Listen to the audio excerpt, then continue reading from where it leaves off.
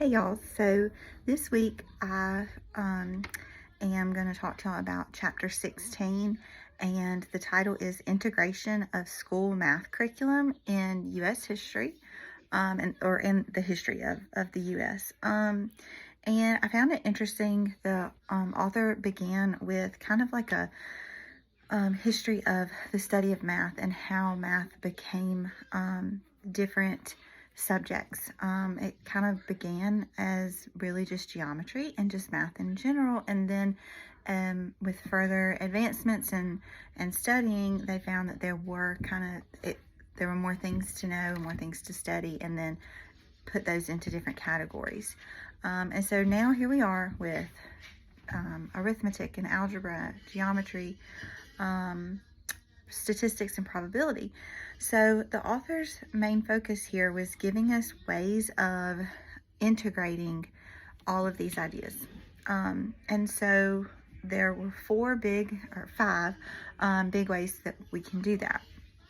The first is through unifying concepts, which is kind of like overarching ideas throughout mathematics, and taking those concepts and allowing them to unify the different subjects in mathematics.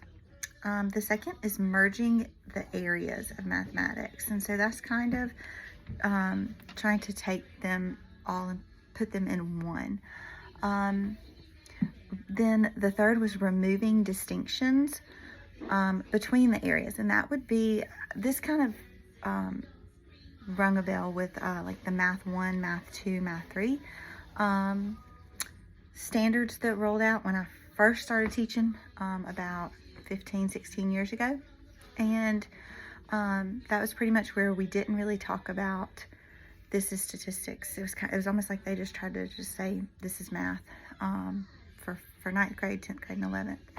I don't know how well that was really integrated. I honestly can't remember with all the changes. I feel like it was still, even though it was titled Math 1, Math 2, Math 3, it was still more like the fourth type of integration that the author discussed, which is integrating strands.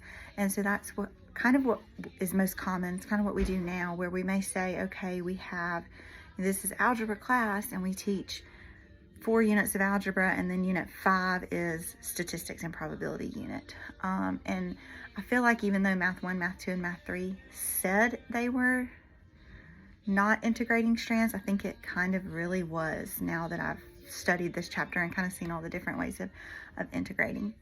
And then the fifth way is the interdisciplinary integration. And while this wasn't specifically what the author said, but in my opinion, this would be like the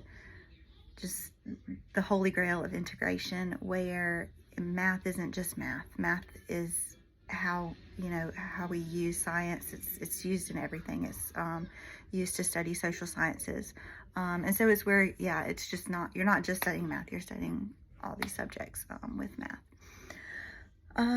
And so how do we know we're integrated was kind of the next section. And the way that you would know that your math curriculum or your math lesson is truly an integrated curriculum is that your problems would flow, and the content is dealt with in more than one way. So problems would flow easily from one to the next. So it wouldn't just be like, here's problem 1, 2, 3. Connecting math with other subjects would also show integration. Make sure that ideas can be explained with a variety of math viewpoints.